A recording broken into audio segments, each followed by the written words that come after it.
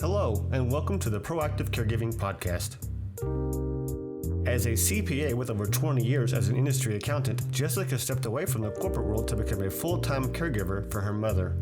Having learned invaluable lessons along the way, she is now here to share those with you and to invite you to join her on this caregiver's journey.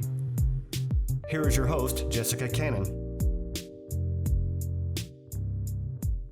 Hello, everybody. I'm so glad you're here with me today. I am the Proactive Caregiver, and I specialize in educating others on how to be proactive by empowering you, the caregiver. If you cannot take care of yourself, then you can't take care of your loved one. Caregiving is already an emotional challenge for all sorts of reasons, but the added crisis in the world today has added so much more fear, anxiety, and depression. It's affecting us more than ever before. And the numbers of caregivers in itself has risen by 10% in the U.S., spanning from ages across from 25 to 65 and up. From 42 million caregivers in 2015 to 53 million as of 2020, and that was prior to COVID. You can imagine the need for resources to do more than just survive is on the rise as well. It's kind of hard for me to talk about dementia without talking about depression. So, especially after sharing the information on our first two episodes this year on what is and the stages. And even though Mom was used to living a melancholy life, I wasn't. This kicked my caregiving journey into high gear. This is why I've asked Hannah Platt today to join me. Before I get into the details though, please keep in mind this is strictly based on my personal experience caring for Mom who lives with mixed dementia, and not at all intended to be medical advice or a replacement for seeking your own care or care for your loved ones. You're going to love Hannah. Hannah Platt owns a private practice in Round Rock, Texas, and specializes in working with adolescents and adults. She works with them on a range of issues spanning from mood disorders to healing from trauma. She is a certified dialectical behavioral therapist. She is also certified in eye movement desensitization and reprocessing, which is a leading trauma treatment. Hannah worked in mental health for over 15 years. She has helped thousands of individuals move through difficult and often overwhelming times in their lives until they are able to see hope once again, possibly even renegotiate their purpose in life. Her passion comes from navigating multiple crippling episodes of major depressive disorder and generalized anxiety disorder throughout her middle school and high school. As a result, she wanted to understand more about mental health. Thanks for coming on with me today, Hannah. I really appreciate it. Thank you so much for having me. I'm excited to be here. Absolutely. It seems that we both had different reasons to draw us to understanding mental health, but nonetheless, that calling was there. What was it like for you in middle school and high school? So it was, I kind of got sidetracked and it kind of hit me all of a sudden because up until middle school, I had sort of this, I would kind of consider idyllic childhood. I had amazing parents and everything was just great. I didn't know anything about depression. I didn't know anything about mental health. I didn't really need to at that point. And then I was diagnosed with a medical condition and then sort of everything fell apart all of a sudden. So it was very situational. And all of a sudden, I didn't have as many friends. It was everything that I thought was my life sort of swept out from under me. And I started to experience depression and it actually came in the form of anxiety first, which we often see, and then depression came later. And I didn't really have the language for that. I didn't know what that was. My parents had never had depression or struggled with it. So, we didn't really, I hadn't been prepped on that, and a lot of kids are not. And so I sort of had to figure all of that out and along with my parents' support, but I started to go to a therapist and understand situational depression and anxiety and how to cope. And after that, I actually I was really interested in mental health and helping others And so I went into what is called the Girls Empowerment Network in Austin, where in high school, I actually went to middle schools and visited with girls who were struggling with mental health and was a mentor, basically, Nice. And realized that there's, many, many girls at that time and in middle school were struggling with depression, anxiety, eating disorders. I mean, you name it. Right. And so that just increased my passion for helping and my interest, and also noticing, okay, when they make these changes or when they understand that it's not shameful, and what is going on, there's such immense room for healing, and they can change their whole lives when they understand that. So ever since then, haven't looked back, been interested in mental health since then, and went through college and grad school and everything. And I really enjoy it. It's a passion of mine. Absolutely. And it's interesting. I love that you had supportive parents and that they were willing and open. It's almost like parents who understand the need and the value of therapy aren't worried about seeking it for their children. Same thing with parents who know how to handle money well. They teach their children how to handle money well. So I'm glad you had that base. What kind of difference do you think that makes for children now, teenagers, having that supportive background?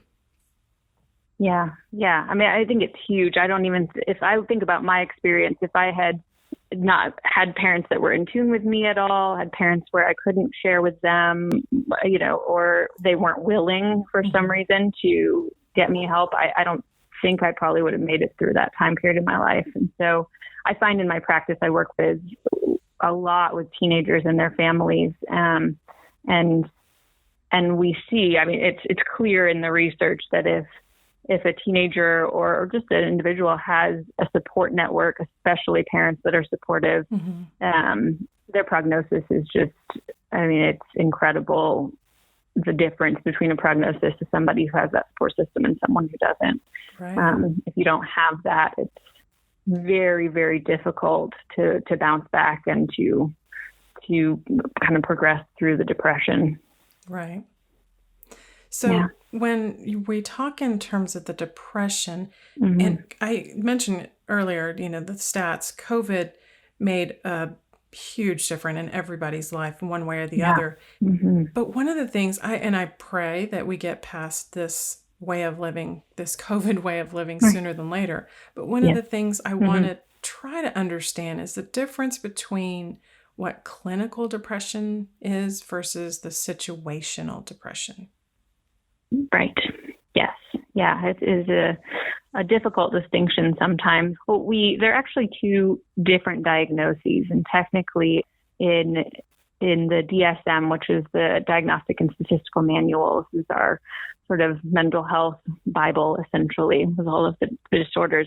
They're completely different diagnoses in there. One is major depressive disorder, which is that clinical depression that we're talking about. And the other, what we kind of term situational depression, is actually the diagnosis of adjustment disorder with a depressed mood. So it means that this person who may have this diagnosis is struggling to adjust life after a stressor or something that has significantly changed the life that they thought they were having. We project forward what we expect our life to be like. We're often have goals and things, and if something really throws us in a completely different direction, we have a hard time finding equilibrium and getting back on our feet. And so when that happens, sometimes if there's a depressed mood, these signs of a situational depression, that's the diagnosis we would give, is an adjustment disorder with depressed mood. Now, a clinical depression is going to look a little different. A lot of times that will seem to kind of come on for no reason. Will also tends to recur a lot more. There'll be more episodes of it. And it tends, not always, but it tends to be more severe with a clinical depression. And we tend to also need some sort of medication or something is often considered a part of that treatment. Right. Versus the more of a situational adjustment disorder. Depression is psychotherapy. Sometimes medication is indicated. Everybody's different. But a lot of times psychotherapy and lifestyle changes and certain things are what we look to in that case. So slightly different diagnoses. Right. I know growing up, just kind of trying to be the kid growing up, but at the same time having some sort of idea of mom and her depression. I knew from time to time that she had more so the clinical depression and that she was able to take medication for it. But the problem for her is she would reach a point where she felt great, and instead of acknowledging that the medication was working and treatment was doing what it was intended to do, she would say, I feel great, and quit the medication cold turkey. And cycles would just go. And it's like, it was really hard to understand that. Yeah, we see that all the time. That is actually a very common thing. And I know I was actually guilty of that when I was struggling with depression. I had medications when I was in high school.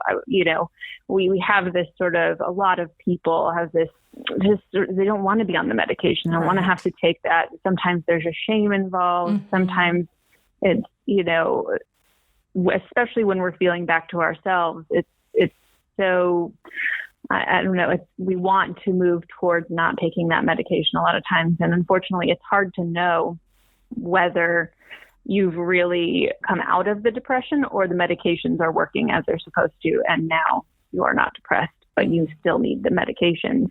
And so, it is important to work with your prescribing doctor, a mental health practitioner, somebody to work that process with you, because I don't say, okay, just take them forever and don't test that out. It is important to see maybe you have actually gone into remission and you don't need the medication.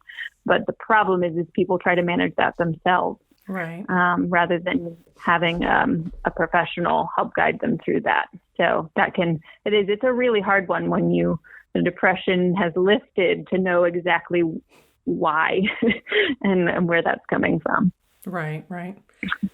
Yeah. So can understand her struggle there. Yeah. And it was a struggle that she definitely lived for several years. I mean, I think that stigmatism that once people know that you have medication or you need this medication, it gives that stigmatism that something's wrong with you, something's broken. And, she did come from a background that her family was not supportive of therapy. I guess their generation that just adds didn't. a whole layer. Yeah, and so that need to avoid, or the response to avoid reality, and so it didn't help. Right, absolutely. Yeah, if you're surrounded by that idea that it's a failure in some way, that you have failed to cope, you've failed to be resilient, that this is your fault, it's going to be very difficult to not carry that around with you. That takes a lot of work, a lot of self-work, possibly in therapy to move past that. And I didn't realize how deep her situation went until I became a caregiver. And so it made it really difficult to, find the moments to boost her mood for the day or boost her own morale. And I got frustrated, and then I started noticing my own personal depression started to take effect. Yeah, absolutely. I mean, it's so difficult when we're trying to manage the mood of somebody else. So, I mean, not only is it hard to manage our own moods and to do the things we know we're supposed to do to be in, to take care of ourselves, but now you're trying to do it with somebody else who, may not want you to do that and may be resentful or may feel, that they're losing their autonomy and push against that. And then so it's just such a struggle on all sides, I think, to navigate that. Yes, of course, because now here it's her daughter trying to tell her. And I didn't approach it like you should be happy, you're still alive kind of thing. I definitely didn't take that approach. But inside my mind absolutely went there several times. And so it not being able to understand her depression and then feeling like I needed to avoid her at some times, because I felt like if I got close, it was like this contagious thing that I would just get sucked into her depressive world. And when I started to experience my own depression, I was like, oh no, I'm going to be just like mom. Oh no, it's happening to me. And it's almost like I kicked my own cycle of anxiety and further issues from that alone. Yeah. Yeah, it is very difficult. I mean, especially if you're an empathetic person, if you tend towards being able to feel with somebody else. We know we have mirror neurons in our brains that help us to identify with people, which we need. That helps us be social and helps us to connect with others. But when you're connecting with somebody who is in the pit of depression, you then can get pulled into that pit with them, and you want to support them, but you don't want to be completely in it as well, because then you cannot help them out if you're there just joining them. So it's a very difficult, it is a contagious thing because of those mirror neurons. If we're sitting with someone who's depressed and in close conversation with them for long enough, it is difficult. We have to, as therapists, we have to train very hard on how not to do that, since we're sitting with depressed people for long periods of time. So, if you don't have that training, it's very, very hard not to fall into that as well. That's interesting. And most caregivers are coming from definitely a situation where they don't have that type of training or even insight into it. So absolutely. As I continued to go through this with my mom, eventually there was a time period that my dad got sick and he passed away shortly thereafter. He had pneumonia. And within the year and a half of that time period, I went from this depression just kind of, at first it was something I kept telling myself, oh, it's just the moody blues. It's just that once a month hormonal thing. But then I got to this point where I was crying like as often as I could, but also trying to hide it. So, waiting for times to be home alone or in the shower or something. And then I got to the point where these tears and this constant crying turned into these myopic migraines. And I had no idea that it was possible. So when you mentioned you also work in trauma treatment, doing the eye movement, how is that? Is that something that kind of correlates to that? I mean, how does that work? So with the bilateral stimulation, the eye movements, that is the trauma treatment. It was originally created with eye movements, but we now know that you can actually use any form of back and forth movement. So what we call bilateral stimulation, meaning there's something stimulating both sides of your body. So it doesn't have to be eye movements, and it doesn't necessarily, as far as I know, it doesn't relate necessarily to crying when you're upset, that it's not necessarily the same brain functions going on there. But we do know that there is neurological relief in a back and forth type of movement. So even things like taking a walk, part of the reason that is, it's not just getting outside. I mean, all of those things factor in are important, but that back and forth movement, both sides of your body being stimulated. We even see it with babies. If you tap or squeeze on one foot and then the other and sort of a certain movement pattern, it's calming to their nervous system. So that's part of that trauma treatment. And you can honestly, soothe yourself with that bilateral back and forth movement. We don't recommend doing your own trauma treatment with yourself because that brings up too much. Right. But you can do a soothing effect to going back and forth. But yeah, I don't know of any connection between that and crying with the eye movement. I know that I had a grid that I have every now and again that I have to look at and do some eye exercises and make sure that my vision isn't changing. And it was just the scariest thing when one day I was sitting on the couch talking to my husband and all of a sudden my vision blurred. And it was like, I felt like I was going blind. It was like, is something happening? What's going on? Am I having a stroke? And I can't tell, but it was definitely something that, and then once, of course, it came on soon and then it went away probably within about 45 minutes. But the stress, the moment of whatever was happening, the emotional stress that happened, I couldn't explain how it came on so quick and then disappeared. Right. Yeah. Yeah. I'm sure that was very scary to not really know what was going on.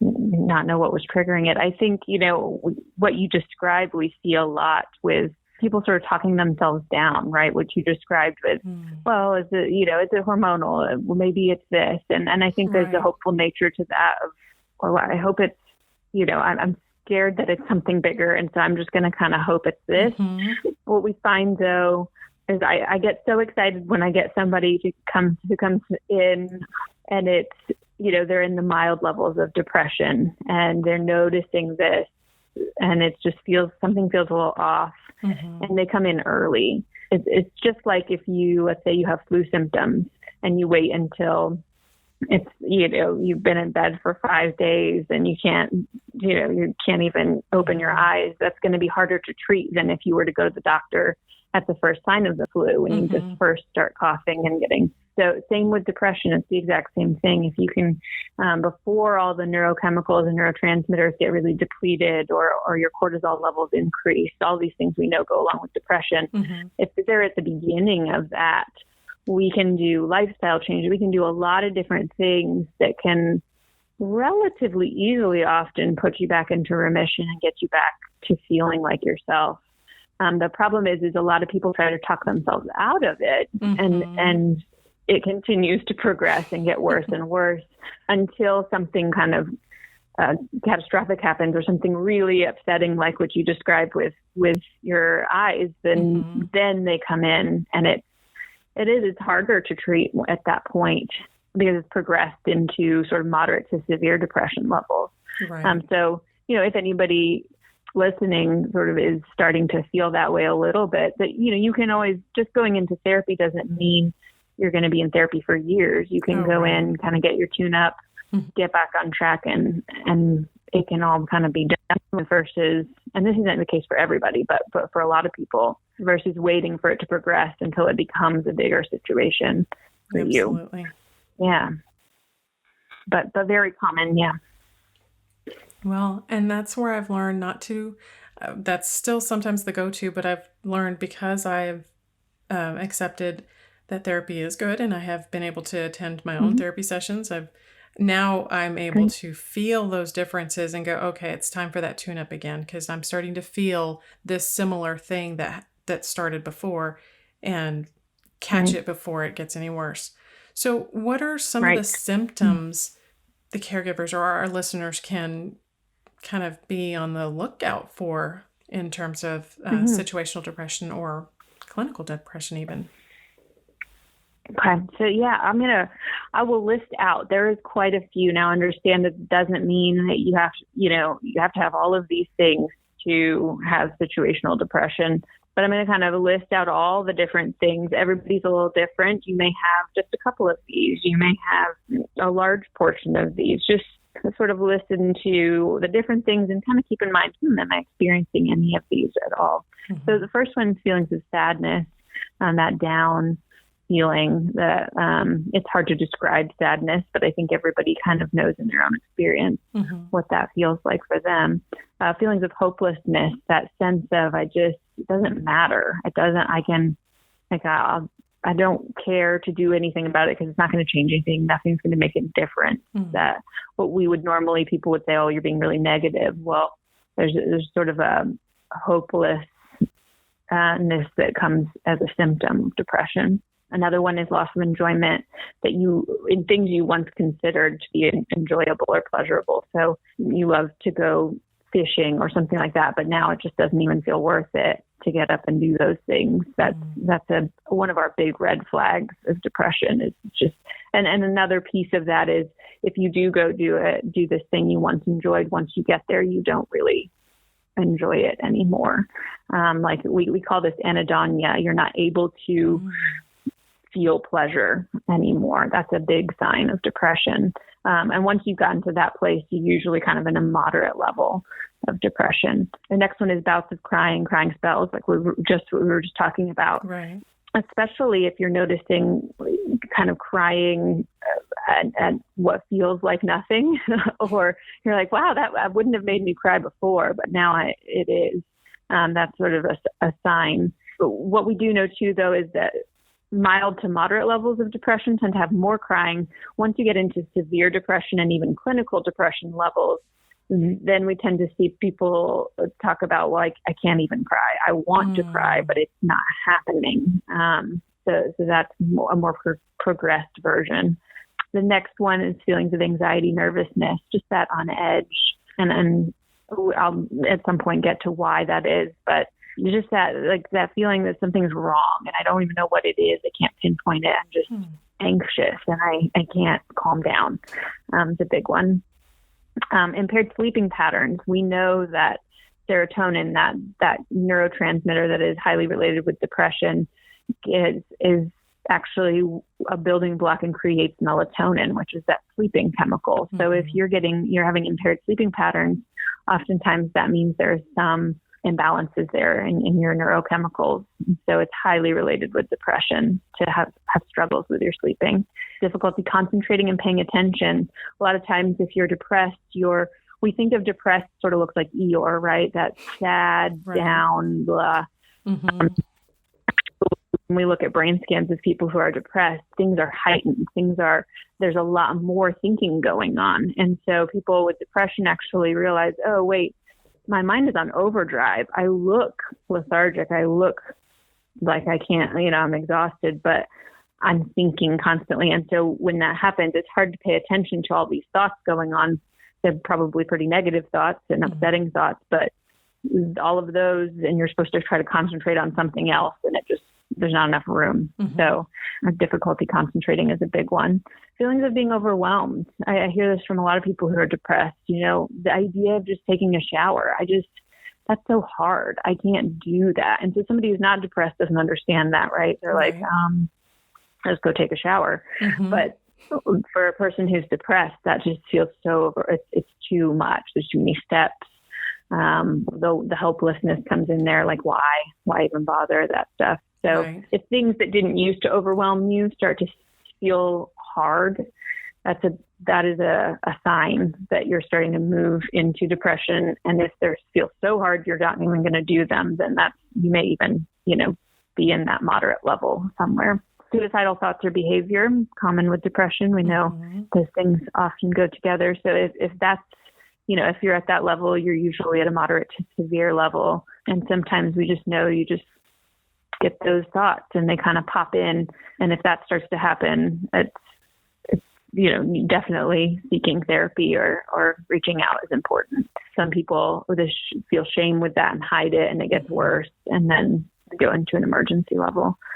We also see increased levels of anger, irritability, just things, I'm just annoyed.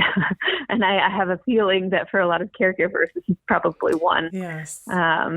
One that shows up a lot because you have a lot of sort of people that are kind of right there all the time.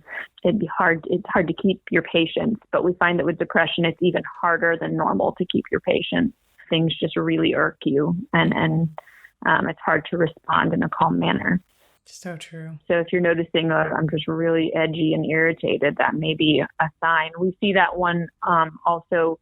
Depression in men looks a little different than depression in women often, not always, but a lot of times. And with men, we tend to see the anger, irritation a little bit more. So that may be, some men say, well, I'm not any of the other things. I'm more irritated and angry.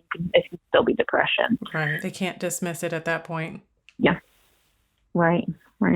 Another one is a kind of wanting to isolate. I just don't want to be around people. I know it will make me feel better. I know that once I do it, I'd be happy, but I just don't want to. And I just want to kind of be alone. And that isolation urge is a sign as well. We also get changes.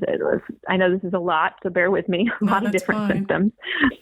But we also see physical symptoms increase: headaches, stomach aches, heart palpitations, just things that people weren't getting before, and their body is reacting to this depression and this change in neurochemicals. So we'll see that. And then changes in appetite is a big one as well. If you're just really not interested in food, you just don't want it, it sounds gross, or that overeating, I'm going to eat to soothe myself, comfort foods, I just want to eat all the time. So anything, a change in appetite is a big indicator as well. And then the last one's feeling exhausted, tired, just your body feels like it's just heavy all the time. That's a big indicator. Obviously, any one of these alone can indicate other things other than depression. But if you start to put all of these together and you're saying, oh, I have that. Oh, yep, that, you may be, maybe time to look at depression as a possibility. Absolutely. I do remember times when Mom used to tell me, it's not what you're eating, it's what's eating at you. I thought, oh gosh, I heard that growing up so many times. But then as an adult, I look back and I'm going, as I'm stuffing my face with my burger and fries and having my chocolate chip, chase, that's my comfort food. Then I'm realizing, okay, it's something, that verse comes back in my head. What's eating at me? Why am I? Because it's something that as I eat it, I realize I shouldn't be eating this. I don't know why I'm eating this. It feels good. And then afterward, it doesn't feel so good. Right. Absolutely. I mean, and also if you have the type of depression where your dopamine levels are low, that when we know that when we eat something that is, full of maybe fat, sugar, all of that stuff that tastes really good, it's going to release a bunch of dopamine, and then we feel good for a little bit. Now, eventually we don't anymore, but at least for a bit we feel better. So it makes sense. Yeah. So are there people who are more prone to experiencing depression other than others? I mean, because growing up in a house that watching Mom, I was worried that I would be prone to it just because, but is it possible for others to be more prone to it? Yes, absolutely. There's a bunch of things that factor into somebody being a little bit more prone to situational depression.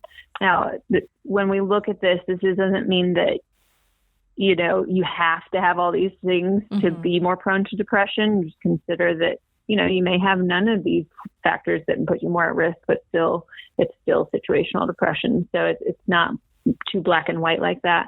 Right. But we know that if somebody has a history of trauma, so they grew up potentially in a situation that was neglectful or went through repeated traumatic experiences, that's going to set you up. Now, I want to mention here that some people think trauma and think, oh, well, it has to be something really bad, like war or rape or something really, the things we think of with trauma. Actually, we look at it and there's things like bullying or being sick when you're growing up, all sorts of things that people dismiss but are actually very traumatic when they happen, especially if they're repeated over and over. So actually, if you have a trauma in your history, you're more likely to develop situational depression later on. We look at things like age. The older you get, the less prone you actually are to situational depression. Usually that has something to do with you develop your coping skills a little bit more. You have a little more sense for what your life is. You're a little more grounded in that. So age is a factor there. Pre-existing medical conditions or chronic medical conditions, especially with chronic pain, it's sort of like your plate's too full already with other things, and then you add something else, and you're more likely to just surpass your ability to cope. A family history of depression, like you mentioned, family history of depression actually does make you more likely and more at risk for developing depression, especially since there is sometimes a genetic component. So, and some of that is also social. Being around somebody who's depressed can make you a little more prone. So, and then any sort of abuse of alcohol, drugs, tobacco, something that's already going to kind of destabilize your nervous system is also going to make you more likely to develop situational depression because your nervous system is already working hard at processing all of that stuff. Right. So it's a little more imbalanced. Another one is marital status. If you're divorced or separated, you're actually at a higher risk. It's a social support issue, and sort of having that partner is going to make it less likely actually for you to develop situational depression. And then the last one is gender. Women are just a little bit more prone. It doesn't, by no means does that mean that a man cannot get situational depression. Many men do, but women are slightly more prone. Right. So, yeah. That makes sense. We're trying to balance many things in our life, and it Right. just drains us Exactly. emotionally. Exactly. I also think, there's many factors that, and is a big one, as well as, I do think that men underreport, because I think that there's a lot of men that don't they don't detect it. They don't go to the doctor about it. They don't mention it. Absolutely. So it may actually be more than what we think. Oh, definitely. I think the way our society has raising boys, teaching them not to cry or to suck it up and be a man, that has negative effects later down the road. Right. And often will lead to that irritability and anger look that we get a little bit more. And the sad thing is, but most people don't look at anger and say, "Oh, that's depression." Right. And that's the sad. And in addition to that, the sad thing is, not only are they not recognizing that as depression, but the person that is experiencing that doesn't have a level of sensitivity or consideration for their partner or sibling or friend that may be experiencing it. Right. Absolutely. Yes, exactly. You're very right. Yeah. So as we go through our caregiving days, and I don't want to limit it to just the caregivers, because this is obviously happening to many of us across the world now.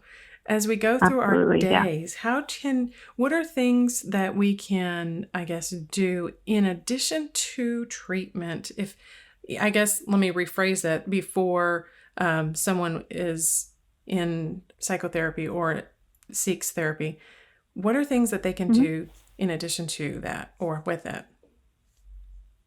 Well, one of the really great things with situational depression is that there's a huge lifestyle things you can do. It's very, very hopeful that, unlike with clinical depression or major depression, it's a little bit harder to treat through lifestyle.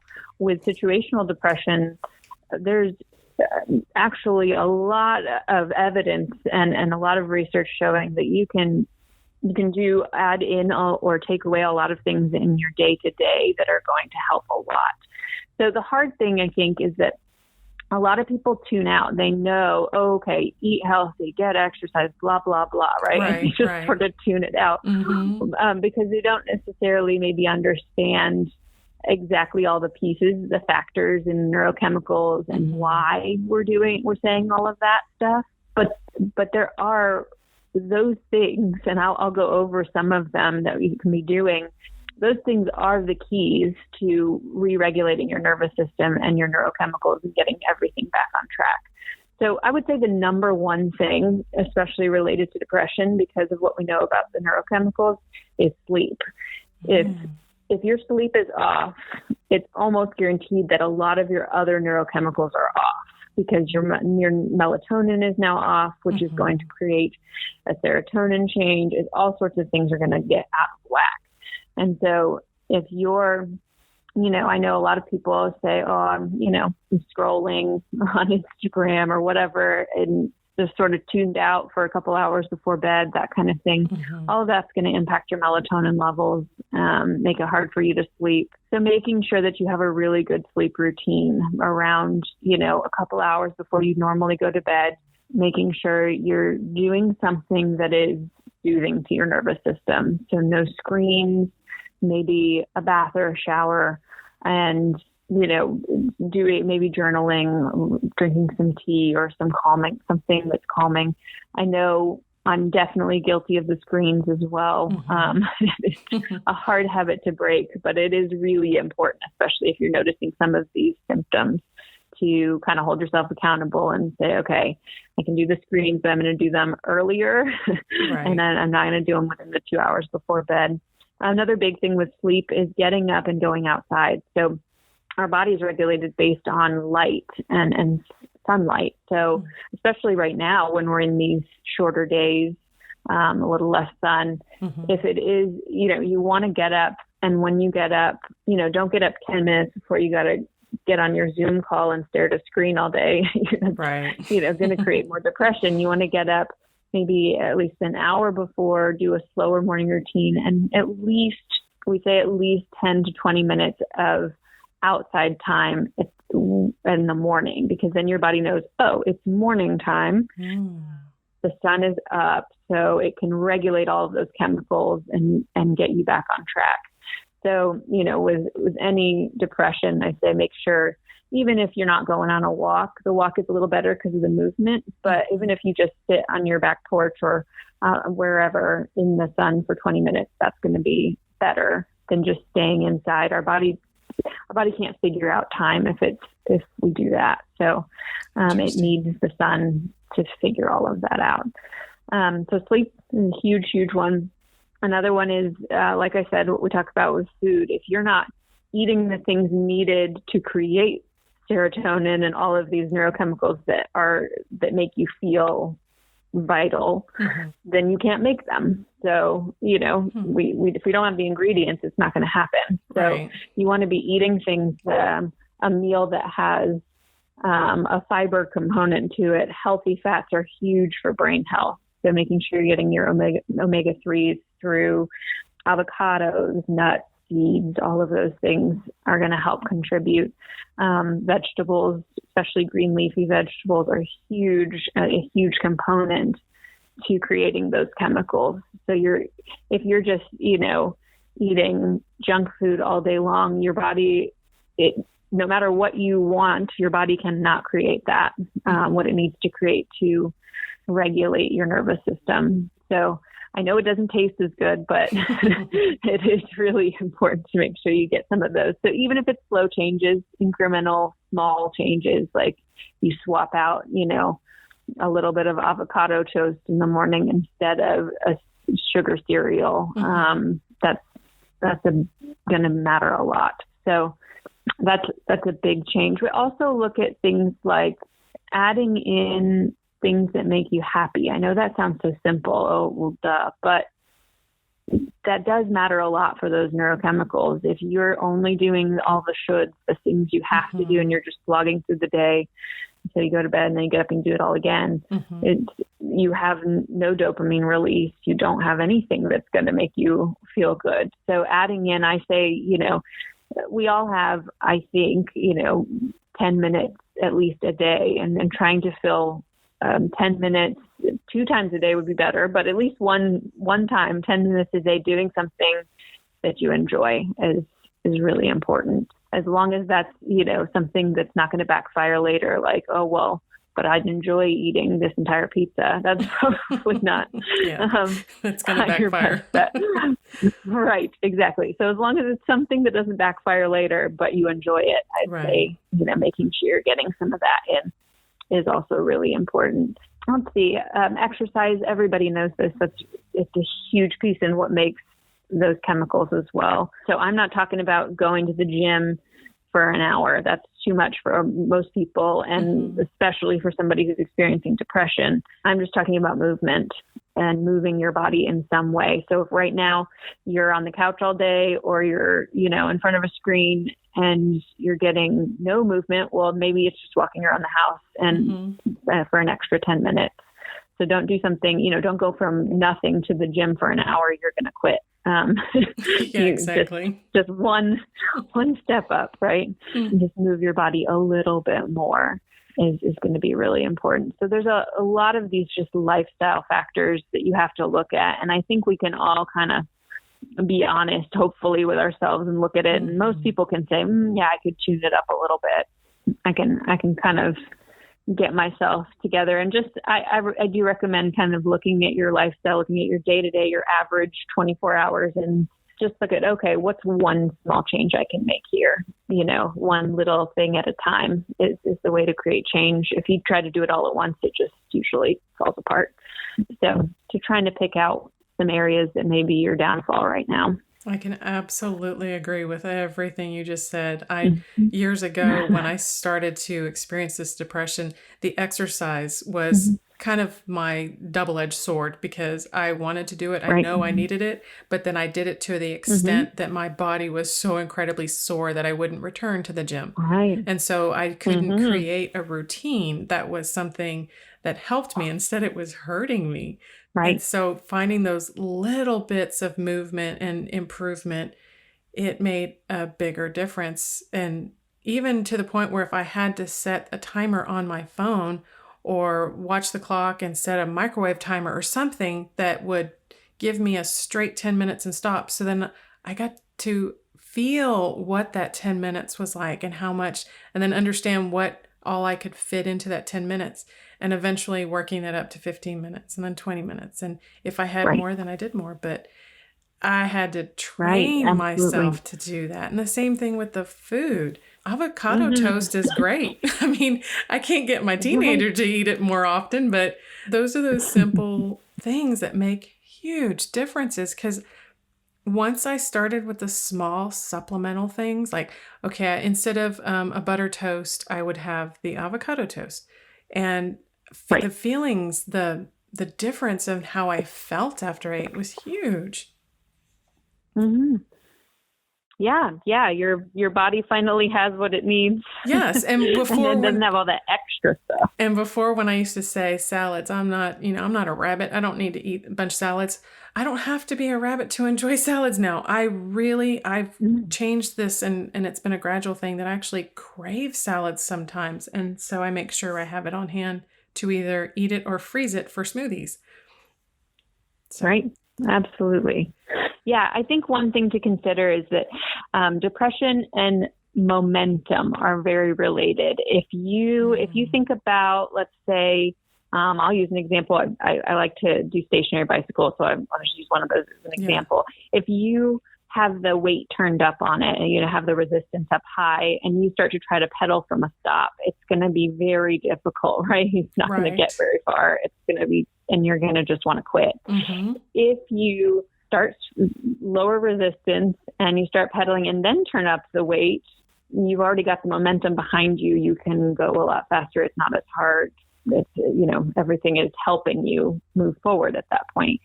So a lot of people, when they try to make changes, it's like they've turned up the weight and they're starting from 0 and they want to go to 100. Well, it's not going to work. You're going to quit. It's not like you're saying, these small changes. Once you've got some momentum going, and I think this is important for people who are depressed, is okay, they tend to get an all or nothing mindset. Right. That's very black or white. It's perfect or it's awful. And so to really look at it and be like, no, I'm trying to get to here. I want to get to 20 minutes of exercise a day, but in order to do that, I'm going to start at 5 and then I'm going to add 5 minutes until I get there. Exactly. Then you start to build that momentum. You start to get some wins under your belt where you're like, yeah, I did that. Okay, good. And you can get those positive feelings of, feeling proud of yourself. Mm-hmm. And that will propel you forward into the next and the next and the next. So it's not, it's even, athletes or people that are doing all these things, they don't start from, just being great at it. It's very incremental change. And eventually you'll get there. One big thing, though, is that what I hear from a lot of people who are depressed is they do the thing, and that's this hard thing to do. Let's say it's 10 minutes of walking that they really don't want to do. And then I hear, yeah, but it was just 10 minutes, whatever, that I've had, there are other people that run for an hour. Yeah. And they immediately diminish the progress, which then does not give you momentum. Right. Because now you've just taken away all of the work you just did. So some things I do with my clients a lot is working on pride, letting yourself feel proud and not taking it all away from yourself. And during that process being like, yeah, I did the thing. That was hard for me, especially somebody with depression. It's often like they're carrying around, a rucksack, a military rucksack that's really heavy and full. So, and then they're comparing themselves to somebody who's not carrying that. Right. So remember, it's individual. You may be carrying a lot more. It's heavier because you're feeling depressed than that person who may be able to run for an hour. So you have to have some self-compassion is a big key here too. Absolutely. I'm glad you said that because I am guilty of that. I would see others and compare their mood or their happiness or success and diminish my own. And when I stopped comparing myself and giving myself credit for everything I was able to finally accomplish or that I was accomplishing it at all, it made more of a difference for me. Yeah, absolutely. There's big tricks here. One other thing I want to mention with things you can do to just daily that don't necessarily involve psychotherapy. If you're not, there yet, or don't feel like you're at that level, then we know that thought process is a big factor. Your thoughts are going to impact all these chemicals we're talking about. And so if you tend to be more pessimistic, or you tend to fill in the unknowns with the stuff, we go through our days with a lot of unknowns. And a lot of times somebody with depression is going to fill in the blanks with something very negative or pessimistic, or sort of catastrophizing is what we call it. Like things are going to be terrible. And so if you can catch yourself when you're doing that, and just try to, maybe even it's thinking about, okay, I can think about the negative, but let's weigh that out with also the positive. Okay, maybe there was at least one thing in your day that was even just okay. Mm-hmm. And starting to adjust your that will actually changes your brain when you do that, when you work to find the positive. I know for me, I have to sit and write it down. So every night, I'll do a little bit of journaling, and then I will list out 3 things that either I was proud of myself for that day, even if it was just little, or something that was relieving, or just anything good that day at all. I mean, sometimes it's just tiny little things, but I can find them and I'll list them out and just have a little bit of gratitude. If you do that consistently, it will change your brain. Your brain starts to look for the positive instead of the negative. I love that. So we can sort of use that process to work against the depression. Good. And sometimes it is the little things that make the big differences. Absolutely. Yeah. Most days right now, with COVID, a lot of times it is the little things right now. Right. Well, thank you so much, Hannah, for sharing this information with us. I know there are many listeners out there, caregivers from all walks of life, that will appreciate this. And absolutely. For those that are here in town, and how do they go about finding you in your practice? Yeah, so I actually have a website. My website is www.hannah, which is HANNAH, Platt, PLATT, LPC.com. And if you go there, there is a section that says contact me. You can just email me through that. Or my phone number, which is 512-677-9859. And so you can reach me that way and just leave a message as well. Right now, most insurance companies and just most people are doing telehealth. So insurance companies will actually cover telehealth. And most, not every therapist, but most therapists are not actually meeting in person right now just for safety reasons. So even if you are not in town, or you're in more of a rural area, you don't have access to many therapists, now's a great time to reach out, because you can get telehealth covered by your insurance. So, and it may not always be the case. So great time to reach out, even if you're not in the area. But those are the ways to reach me. Excellent. Thank you so much. Yeah. So, yeah, absolutely. Ladies and gentlemen, I want you to either re-listen to this, or you can actually visit the blog that covers this information. If you find yourself experiencing these possible symptoms of situational depression, then try to fight the obvious of downplaying it or diminishing it, and actually seek therapy. Look into these other habits that she mentioned and explained with the helpful treatments outside of therapy, and then be honest with yourself and consider what needs to be changed in my life. How can I change it? And those little changes will make the bigger difference. So starting small, any way you can, is the best, but just start. That's the most important. I hope this gave you more food for thought. And until next time, be proactive. Take care, everybody. Thank you for joining us today. We really hope you've enjoyed this episode. To learn more about proactive caregiving and to hear other episodes of this podcast, please visit www.jessicalazelcannon.com. This podcast is produced by Canon Light Media, LLC, www.canonlightmedia.com. Music provided by Chris Paradise.